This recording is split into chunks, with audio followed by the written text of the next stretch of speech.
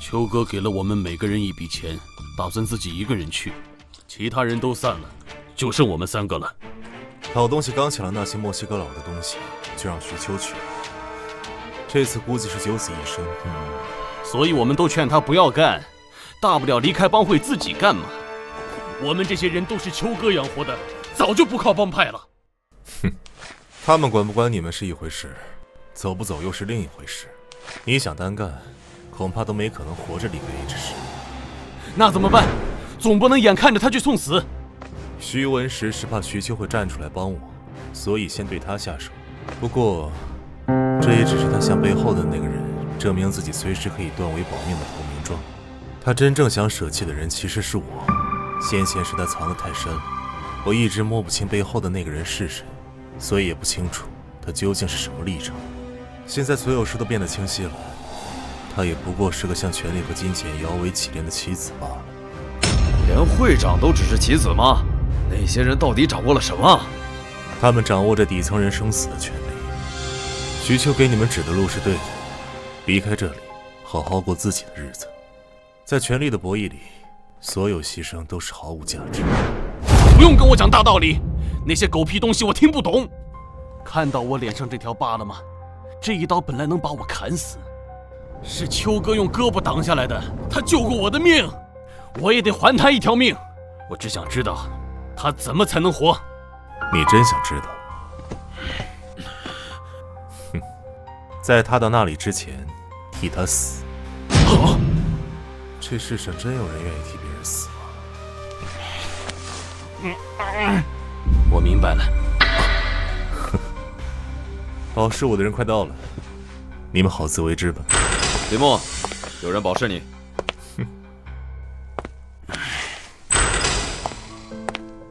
哼，怎么会是你？我还以为……先别说话，外面都是记者，我们最好从后门走。哼。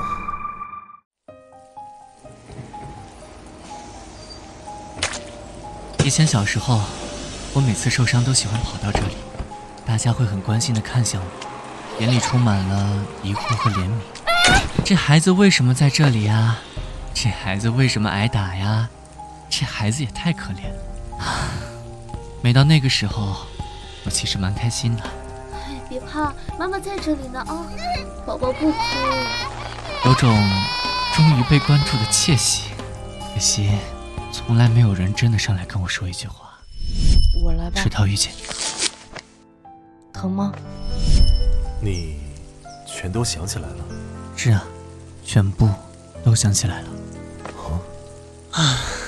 那种感觉太复杂了，各种东西充斥着我的脑袋，我还以为自己要被这些记忆冲垮。回来的路上，一边哭一边笑，也不知道哭什么，也不知道笑什么。我好歹也是这么大岁数的人了，大家看着我，再也不会觉得可怜了，只会困惑和偷笑。对不起，让你经历这么多事。所以，到底是知道更痛苦，还是不知道更痛苦？无知的痛苦，远胜于追求真理的痛苦。我就知道，你的回答一定是这样，因为像你这样的聪明人，需要的是真相，所以那天你才想给我下药，对吗？因为我开始看不清楚，想不明白。想不明白什么？你把做正确的事放在我的位置之上，这样有件事我需要申报。所以你对我的感情究竟是什么？是你们嘴里说的爱情吗？不是。唉，这么多年，实际上你不懂我，我也并不懂你，所以我要让你想起来，让你从始至终的了解我，了解所有事，包括你假装失忆，对我隐瞒你母亲是凶手的事吗？还是说，冷眼旁观我苦苦追寻真相这么多年的事？你觉得我不理解你，只是因为对你还不够了解？林墨，你怎么敢这么自负？那是因为什么？你跟我都明知道答案，不是吗？因为我不正常。一个正常人怎么可能理解一个不正常的人，对吗？是因为我觉得可怕，一个从8岁开始就把我玩弄于股掌之间的人，还有什么事不是在欺骗我？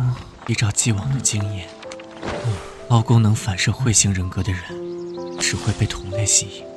我曾经以为你是我带大的，你依赖我，离不开我，所以才依偎在我身上。但其实是我在依赖你，离不开你，是我把家人的缺失感依偎在你身上。所以明知道你说对我没有心动的感觉，我依旧踏出了那一步，深陷在你的掌控之中。从一开始就是我的错。所以你得出的结论是，你对我全都是移情。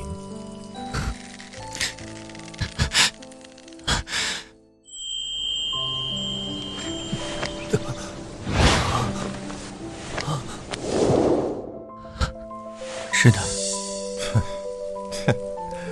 原来是这样，我果然永远理解不了你们。那接下来呢？你打算怎么做？离开我，然后想办法把我母亲抓起来？是的。如果我说我不接受呢？你只能学着接受，因为我已经没法面对你，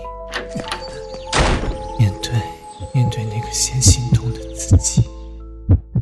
再说，我留在你身边对你来说太危险了，他们认为我是你的弱点，想利用我杀了你。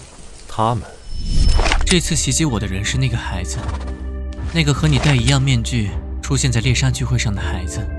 他现在名义上是崔之木的助理，但背后在替什么人做事，我并不清楚。我刚才问你的话，你都没有否认，也就是说，他透露的信息都是真的。可是，他们既不是受害人，也不是凶手，又是怎么知道这些事的呢？要么是帮凶，要么是指使者。我没有告诉你真相，其中一个原因是，这件事对我来说也一直存疑。据我所知，我母亲从不会对女性下手，她不是当年的捕猎者，只是恰巧在这个案件上重合了。你仔细想想，捕猎者真正的目标究竟是那些失足女性，还是他们的孩子？母亲因暴力事件死亡后，儿童福利机构会联合教育部门派出的心理医师，对孩子进行心理危机干预，应该很容易就能找到他们的资料。我这就去。再陪我1分钟吧，这1分钟之后，我就放你走，再也不会骚扰你的生活了。再也不会。原来你真的不懂。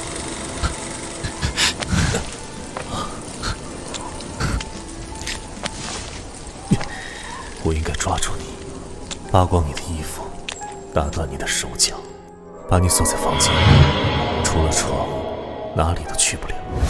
但是我做不到。我渴望你获得幸福，超过自己从你身上索取快乐。所以，爱情到底是什么呢？啊？